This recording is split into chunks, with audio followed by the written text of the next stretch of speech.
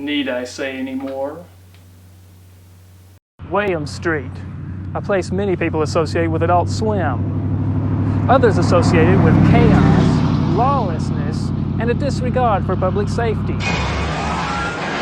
Now there's another growing threat to your kids' online safety, the CRT Shack, the CRT Productions Discord server. What sort of thing goes on in the CRT Shack?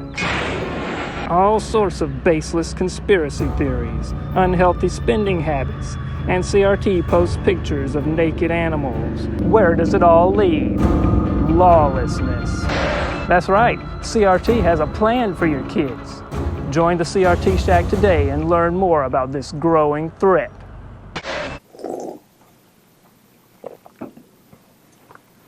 That's 2007. There's a pending financial crisis.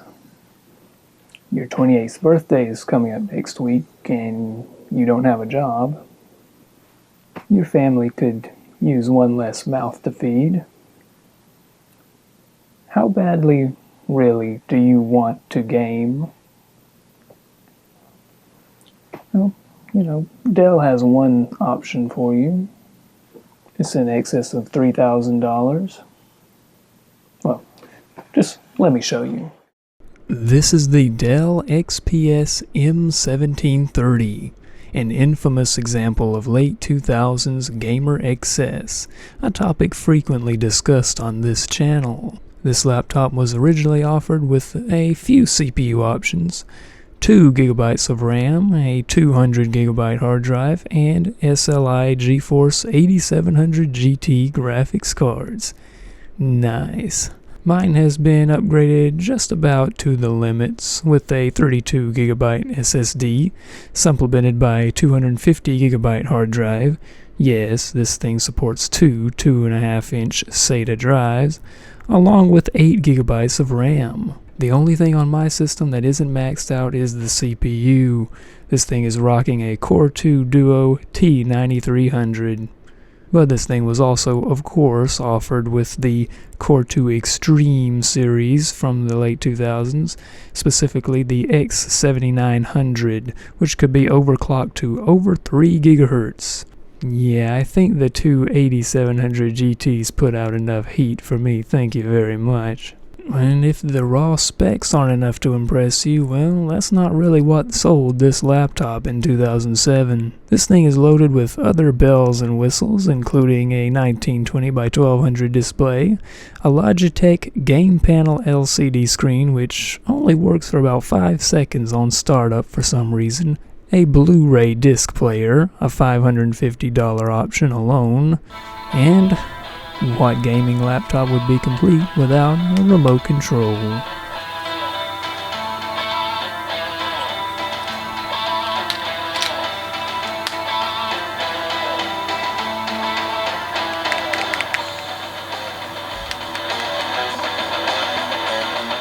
This thing, plays games, kind of. There's a lot of debate out there as to what the best benchmark program is for computers. Well, I think the viewers of this channel know the answer to that question already.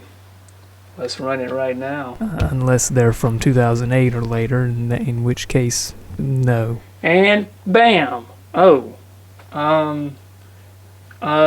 Well, actually, never mind. That's not the greatest benchmark software ever. Let's just, play some games.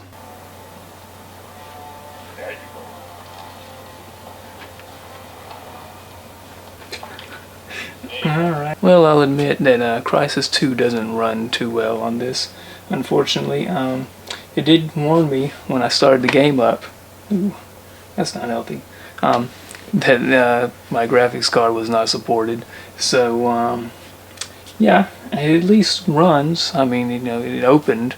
I tried everything I could to get Crysis to run, regular, original 2007 Crysis, and for some reason it just won't open at all. It is a bootleg copy of it, but, it works on about 75% of systems that I try it on, so that's right, Unreal Tournament 2003. Quite a bit older than the system that we're going to be running it on, but still, it's a game that this can run. Kind of give us an idea of, you know, a game that it can run, how it, you know, taxes the system. So I've got the video settings pretty much maxed out as far as they can go.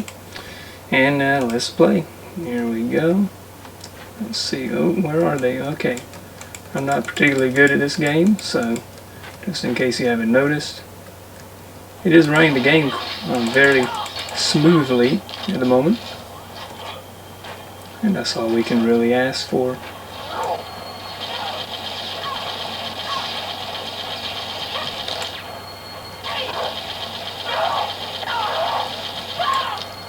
Alright, if that doesn't get me demonetized, I don't know what will. Let's get out of that and see what our temperatures were like. Yeah, it looks like the Core 2 Duo only got up to 50 degrees there, and the GPU up to about 73, which is about where it gets to, and then the big old beefy cooling system in this laptop can cool it down, keep it around 70, 75 degrees. Talk about the different versions of this laptop back in the day. There was, of course, a World of Warcraft version of it, released December 4th, 2007, apparently. There was a gunmetal gray version. There's a blue version. I don't know the funny name of the blue one.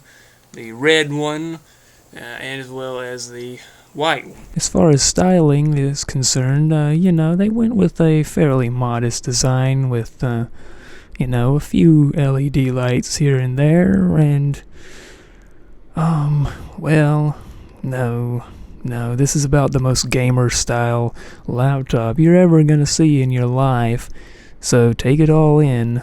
It's not gonna get much more gamer than this. There's lights on the speaker grills, on the back of it, on the front of it. The LCD screen's backlights are so bright you'll see those plenty as well. There's the Logitech gamer screen, which is backlit, of course, and even the media controls on the front of the laptop are backlit. There are lights everywhere. Rest in peace, battery life. Speaking of battery life, I bought a new battery for this thing. Yeah, you know, it lasts about 45 minutes. You know, if you just let it idle, it might last an hour. But I think ultimately, we can all agree, this laptop was pretty much just a status symbol. It does have some nice features though, I must admit, including a rather nice keyboard. At $3,000, I would hope so. Let's take a look around it, shall we?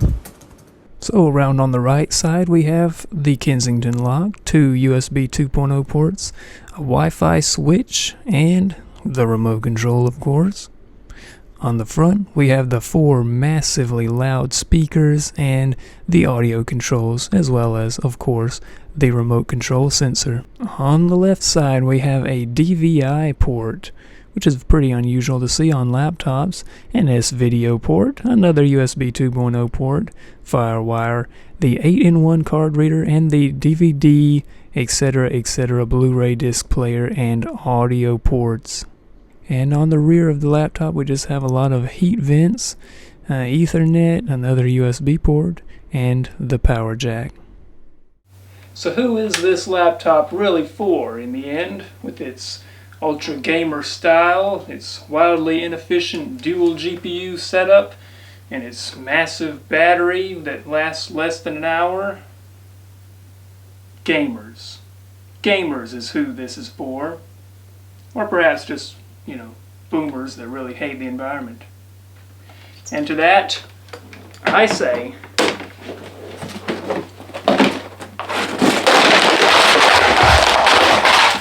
game on, baby.